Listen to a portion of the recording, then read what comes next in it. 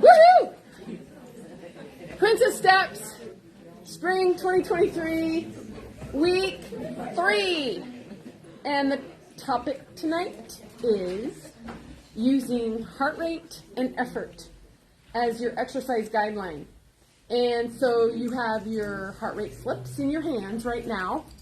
Take a look at them and see what the number says for 60 to 65%. And we are going to do some practice heart rate checks, and then John's going to talk. So everybody get your heart rate. Okay, get your heart rate. I'm going to use the Mizuno clock up there, and when it says 0, I'm going to start. I'm going to give you a 6-second count. Ready? Count.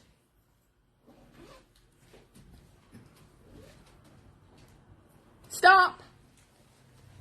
Okay, who got 4 beats? No. Okay, 5. 6.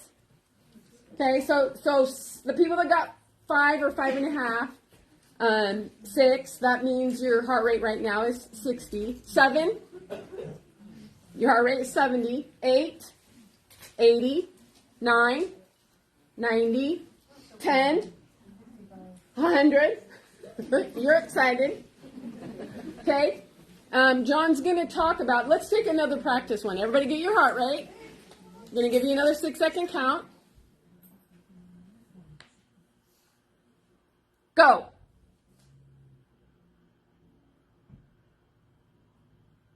Stop. Did it change? Yeah, by 1. By 1? Did it go down? No. Okay, now, hyperventilate. Get it again. Ready? Count.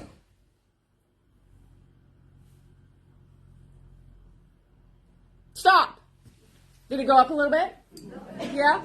Okay. So, and John will talk to you about certain things that are going to make it go up. Okay, so tonight, you're going to do 3 heart rate checks, leaders. 1 heart rate check's going to be in the warm-up, 1's going to be in the middle, and 1's going to be during the cool-down. Okay? And they're going to really work hard to get you coordinated. So those of you that are in bigger groups and only have 2 leaders, kind of help them out, okay? Because they're going to give you a warning. It might be 15 seconds, it might be 20 seconds. They're going to say something like, okay, in 15 seconds, we're going to do a heart rate check. Get ready. And that means before that, they will have had the people that are, you're going to string out. So you're going to have to double back and kind of group together so that you can hear them. Because they're going to give you that 6-second count. They're going to say, stop walking or stop running. And then from the time you stop, they're going to give you about 1 second. 1 second to take your heart rate. The reason being, if you're stopped too long, your heart rate's going to come down, and then it won't really be accurate as to what it was when you were out there exercising. Okay? So they're going to say, stop walking. Let me try that again. They're going to say, stop walking, ready, count. So it's going to be that quick, okay, the 6-second count. And then when they say stop, then start walking again. Don't just hang out, okay? All they're doing is having you stop long enough to get that 6-second count. That's all they're doing. And what you want to do is, in the warm-up part, look at your things. You want to be somewhere between 60 and 65% in the warm-up. That's supposed to be easy. Effort-wise, that should feel easy. And so if you find that you're already up to 75, 80% during the warm-up part, what does it tell you? It tells you you're going too fast. You need to slow your warm-up pace down. Okay? That's what it tells you. And then in the middle part, look at your thing. You should be somewhere between 65. If you're in the leopard group, maybe the cougar group, 65, 75%. Okay? If you're more experienced, it's okay to go up to 80. But nobody needs to be up at 85 right now at all. 85 means without oxygen. John's going to talk a little bit more about that. 85 means you can't talk. You can't talk in complete sentences at 85. If you're at 85, a good portion of your training, that explains why it feels like yuck, and then you lose your consistency, and then you quit because you're trying to do too much.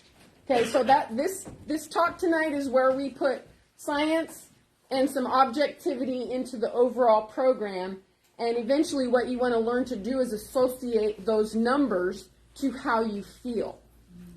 Associate those numbers to how you feel. And so for those of you that have a pace distance monitor where your heart rate's right on it, there's no guessing. It's not going to lie. It's right there. So, but in lieu of that, we're going to do heart rate checks. I think that's all I have to say about that right now. And John, come on up. Okay. Hello again. Happy Tuesday. The hottest day of the week. All right. Let's do one more check. How many people do have a Garmin or a Fitbit or an Apple Watch? That has heart rate on it. Okay. Why don't we'll give it another 6-second count and kind of count and watch and make sure, if they're kind of in sync, then it's the easier way to go, right? Okay, so, and count.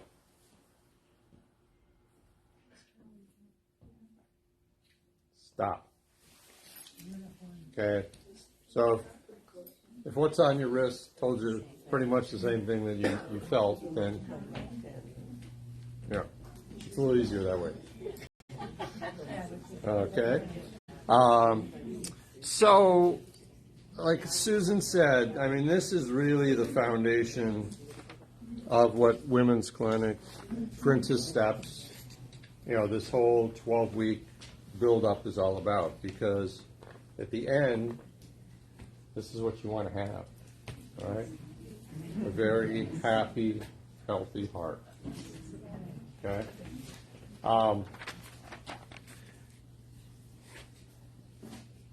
Many years ago now, in the 1940s, 1950s, training, for people who were wanting to be a faster miler or, track and cross country and things like that, a lot of the training at that time was run hard, take a rest, run hard again, take a rest, run hard again, okay? The 4-minute mile was broken in the 50s.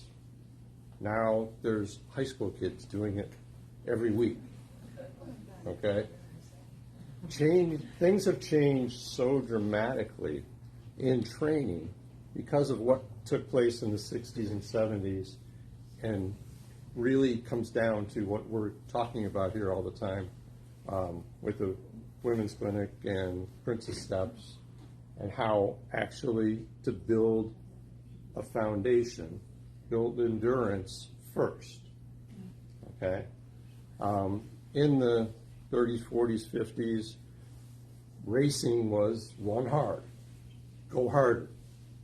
When it's hard enough, go harder than that. And a lot of people had very short careers. They ran fast times, they set records, but pretty much an old, washed-up runner, male or female, by the time they hit 28 years old, they were done. They were finished, okay? Most people in this room are over 28 years old, right? There are a few who aren't, but and a lot of research that took place actually came more from military about how to build endurance, okay?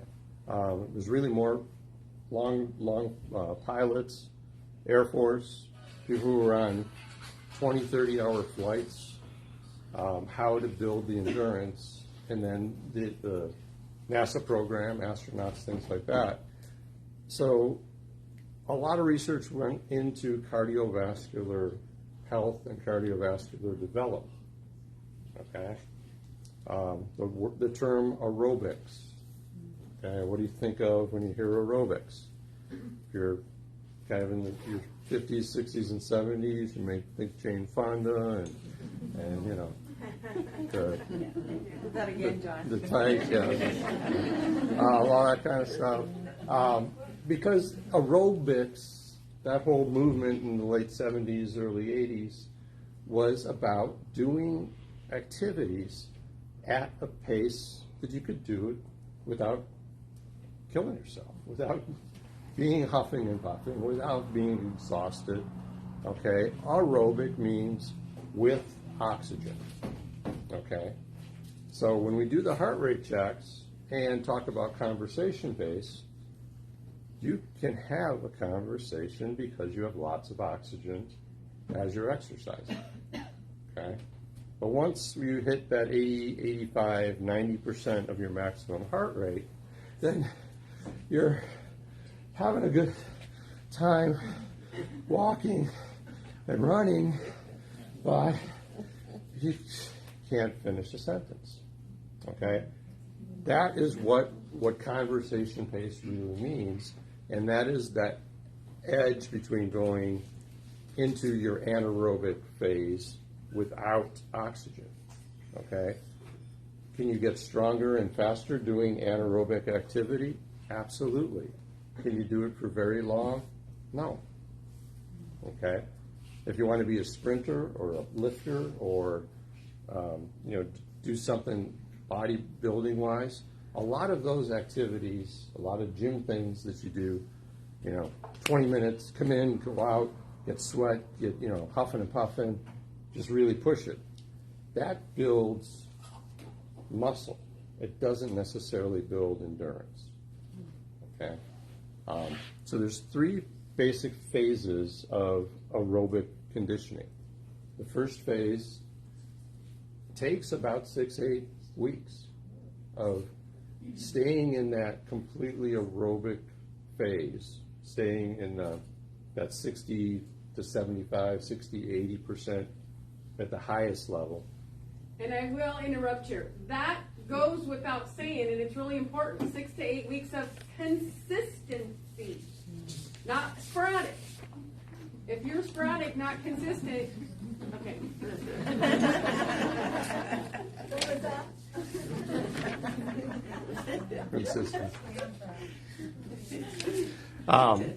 So being in that zone, keeping it comfortable, keeping it at conversation pace, a lot of physiological things take place. Okay? Number one, your muscles don't get as sore because you're feeding them constantly with blood and oxygen. Okay? And everybody in the room's got a heart, right? Okay? Blood comes out of the heart, through the arteries, out to your working muscles, okay? And then returns to your heart and lungs through your veins. And that is the circulatory system. Blood in, blood out, oxygen, cleaning things. So we all have we all have the same amount of arteries. We all have the same amount of veins, roughly, maybe give or take a couple.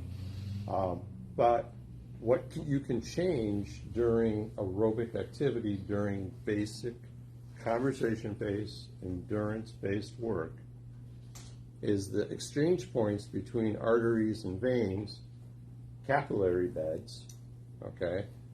Those grow and grow and grow.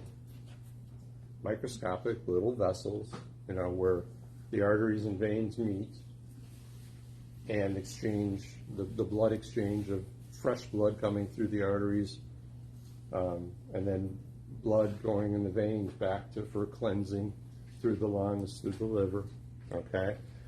That takes place in an exchange point called capillaries. And the capillary beds can change dramatically. All kinds of studies, all kinds of things have been written, proven this, that if you stay aerobic and you stay consistent, you will have engorged capillaries, which is a good thing, okay? That takes, like I said, 6 or 8 weeks. The next thing, once you get all that blood going to the working muscles, there's more and more oxygen, more and more nutrients, more and more consistent blood flow, then your muscles start developing because you're burning fats, you're cleaning the arteries, the plaque and the cardiovascular health by getting more blood moving through things. Okay, then your muscles start toning. You start developing strength. Your knees, the calves, quads, hamstrings, just start feeling stronger if you're nice to them and give them plenty of blood and oxygen. Okay? We all have overdone it at times, either through excitement or through, maybe an experience and going too hard, too fast.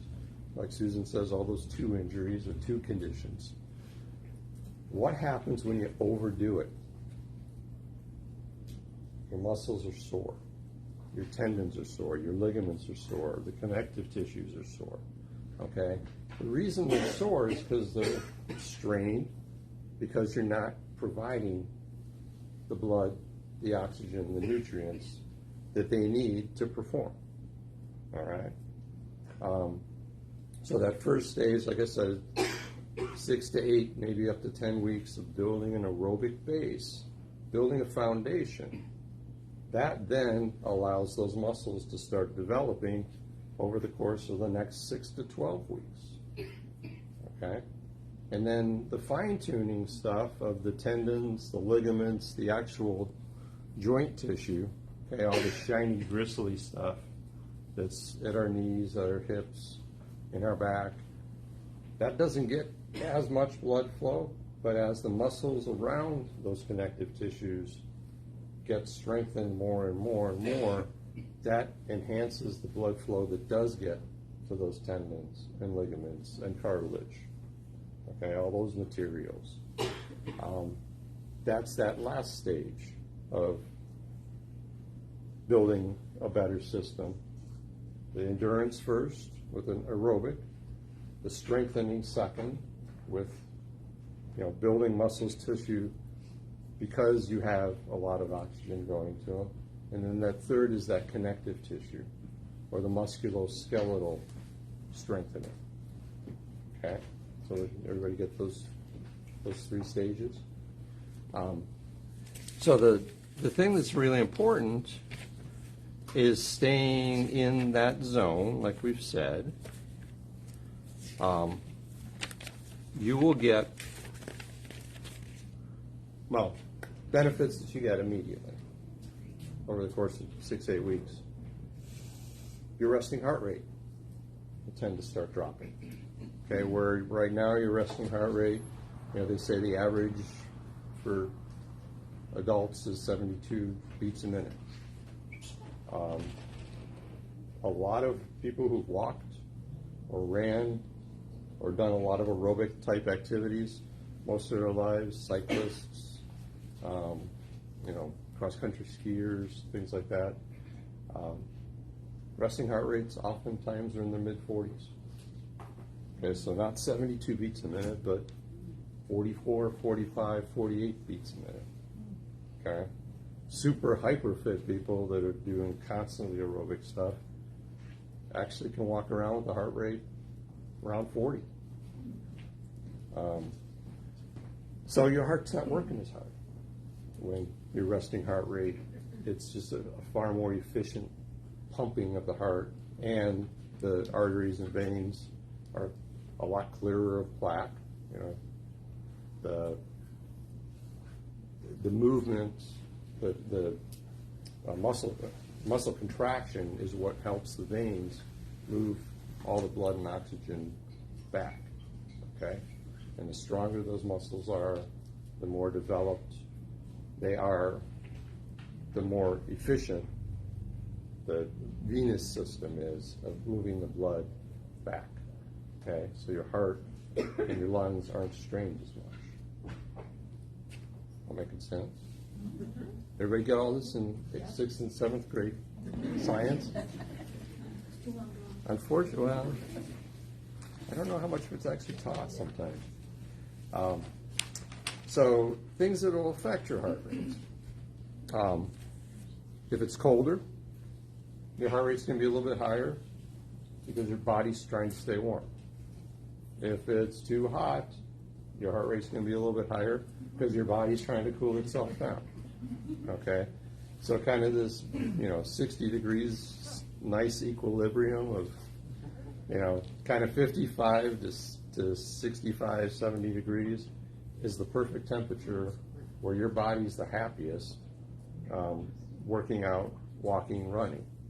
Okay, once it's a little cooler than that, once it's a little warmer than that, your body's got to do a little bit more work to either cool your body down or warm your body up. Okay. Hills. You go up a hill, you go up a set of stairs. What's your heart rate do? Goes up. Okay. The effort could be the same, but it takes a little bit more effort to get up the hills, to get up the stairs. Downhills, or doing something with a nice 15-mile-an-hour breeze at your back, a lot easier, right? So your heart rate might come down during, conditions like that. If you're on a nice downhill slope with a nice breeze at your back, it is easy. It feels easy. Your heart rate is not as high. You're not working as hard. Okay? So those are the kinds of things that, while keeping an eye on your heart rate, not necessarily obsessing over every single minute looking at your heart rate, understand that either the conditions of the terrain, weather, or wind is going to affect things during the course of a workout. Okay? So the building this foundation. Don't forget about medicine. Yeah. I'm not a pharmacist. I don't play one on TV. There's an awful lot of medicine out there right now that definitely changes heart rate. Definitely changes blood flow. I don't pretend to know any of that stuff. But definitely, if you notice that you seem to be working a lot harder, but your heart rate seems to be a lot lower, or vice versa, and it just kind of concerns you, talk to your medical provider, find out, okay, I'm in an exercise program now, I'm really consistent, I want to have a really happy heart, but things don't seem to be, following that strip of paper, where the 60% effort feels like 40% effort, or 60% effort feels like 80% effort. Okay, those numbers should be pretty true for you. And let's talk about the numbers actually. So that red line at the end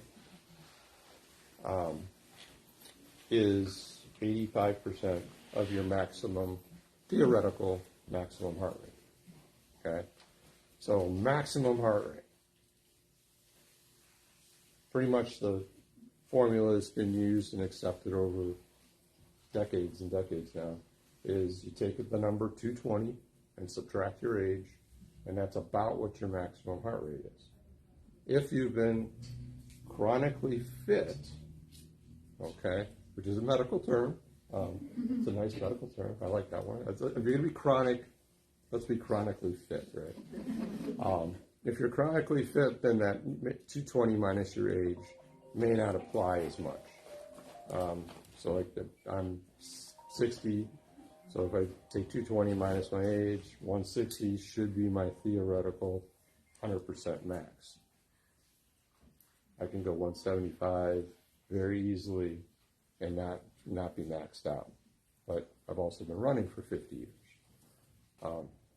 So, that does change with that consistency over many, many years. But what we use for the Women's Clinic and Princess Steps is just that essential 220 minus your age, which works for most people, okay? Your maximum heart rate. Let's say that it is 160. Okay? And you're going along, you're pushing it, it's a great day, you feel good, and you look down at your Garmin or your Fitbit, and you know you're working hard, and you look down and, oh my gosh, it's at 160. I'm in maximum. Okay? 100% of maximum doesn't mean the next step is your last one. Okay? So don't freak out about that. Maximum heart rate, 100% of maximum, you can maintain for about 10 or 12 minutes. You're not going to be real happy when it's over, but you can push yourself to maximum for about 10 minutes, whether you're an elite athlete or a beginner. Okay? But over the course of that 10 minutes, that's where things like lactic acid build up very quickly in your body. Okay, that's where, at the end of those 10 minutes, you're bent over, hugging your knees, gasping for air. Okay, if you've pushed yourself that hard, you'll recover. It's not going to be the last exercise session you've ever done in your life. Okay, but the mistake that most people make in starting a program or restarting after many years of not being active is that it is so easy to go from 60% to 100% almost instantly. Okay, because your body hasn't developed those stages, those levels between 60% and 70% and 80% and 100%. They're definite stages of intensity in exercise. And if you haven't been doing anything for a long time, your body's not going to adapt immediately to different levels. Like when Susan says, and the leaders tell you, you're going to do a warm-up in the beginning, and then we're going to push it a little bit, and then we're going to cool down. Well, some of you might find that during the warm-up, you go from 60 to 80 like almost immediately. And then you look, okay, now we're supposed to pick it up. I can't, I'm already at 80. That's partially that your status of fitness right now. But with the consistency and building that aerobic foundation over the course of the next 6 to 8 weeks, that will change week by week by week and actually change pretty darn dramatically. Where all of a sudden, wow, I can start holding it at 70%. I know what that feels like. That is comfortable. Okay? And then, I can pick it up a little bit to 80%. And that does feel a little bit more hard, but not impossibly hard. So over the course of the weeks and the way the workouts work progressively over the next 12 weeks, you'll see that little by little, you'll kind of figure out what those stages are between 60%, 70%, 80%. Okay? And like I said, some of you might shoot right through the whole scale real fast. But that be consistent and stay encouraged, because that's what building those capillary beds, building that better plumbing system between your heart, your lungs, the arteries and veins, okay, getting all that blood moving through all those working muscles. You're waking those muscles up. You're building muscle cells microscopically. There's a lot going on in your bodies, okay? But stay with it, and you'll see changes take place, okay? What about these basketball players that are running back and forth, back and forth? How do they keep it up? Well, that's basketball or like hockey, okay? If you watch a basketball game or a hockey game, rarely is somebody on the court or on the ice the entire game. They're always cycling people out. They're getting the rest. They're getting over. They're grabbing some water. They're grabbing some electrolytes. They're getting those rest breaks because they are. That's a great question. I mean, they're at that intense level. they're at that anaerobic level most of the activity. That's why they have to take the breaks. So running, walking, bicycling, cross-country skiing, snowshoeing, things like that, that's going to be more an endurance event where you're out there for, longer period of time trying to keep a consistent performance. If you look at sprinters versus marathon runners, if you start a marathon, 26.2 miles, at a mad sprint, you're not going to get very far. You're going to be walking. If you get finished, you'll be walking most of the way. But if you stay slower, consistent, stay aerobic, then you're going to get through the whole activity. And I mean, in basketball, now NCAAs are going on, and March Madness, all that. You see the teams that kind of slow things down, and kind of everybody kind of gathers themselves. But then you see the sprint and the fast breaks going back and forth, and the guys and gals who aren't as fit, they're the ones that are like waving over the bench, like, I got to sit down. Okay, let's face it. If you're watching it on TV right now, and they made it to the final, to the Sweet 16, they are fit. Period. Yeah. If they weren't fit, they wouldn't have made it to the TV place. And Let's move on. in any of those sports, like right now we're in spring training for baseball. Okay, any of those sports, the preseason, the early season, is what we're talking about. Building that base, building the endurance. Like baseball, 162 games, they got to be able to be fit for the whole time. So they spend an awful lot of time during, the off season and spring training doing purely aerobic stuff, not doing a lot of strength work, lifting, not throwing the baseball, not hitting a lot of, not batting a lot. They're working on their body, getting it stronger, getting it recovered from last season. So the thing about running, walking, cycling, these kinds of activities that we like to do, you can do the rest of your life and get really good at it. The cool thing about running and walking, regardless of how old you are when you start, if you're consistent, and we can guarantee this because we've seen it, you're going to improve for the first 5 to 10 years. Every year you will be more improved if you're consistent. We have all kinds of friends that started running when they were 48, 55, 60. And boy, they get better and better and better. But they're older and older and older. How could they get better? Because their bodies have gotten stronger.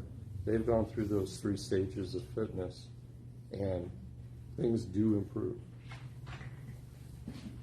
So, Good job. questions?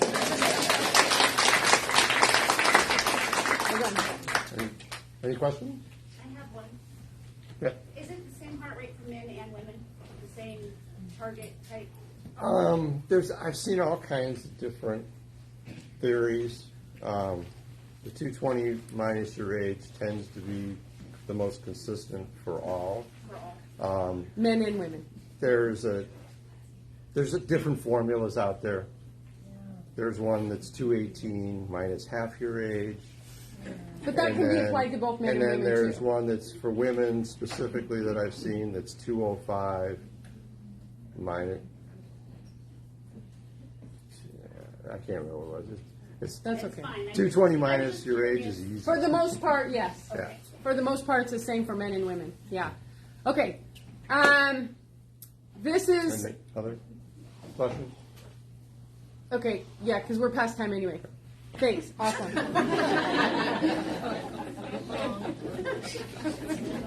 Okay. Practice taking your heart rate. And leaders, we are going to do 3 tonight, as I mentioned, and then for the next 3 weeks, we're going to do 2 heart rate checks.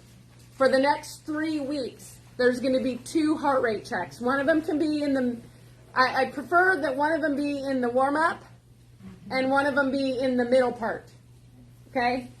for 3 more weeks after this. Okay?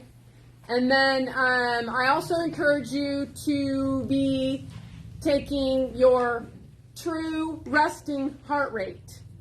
That was mentioned and described and explained, etc., in the update.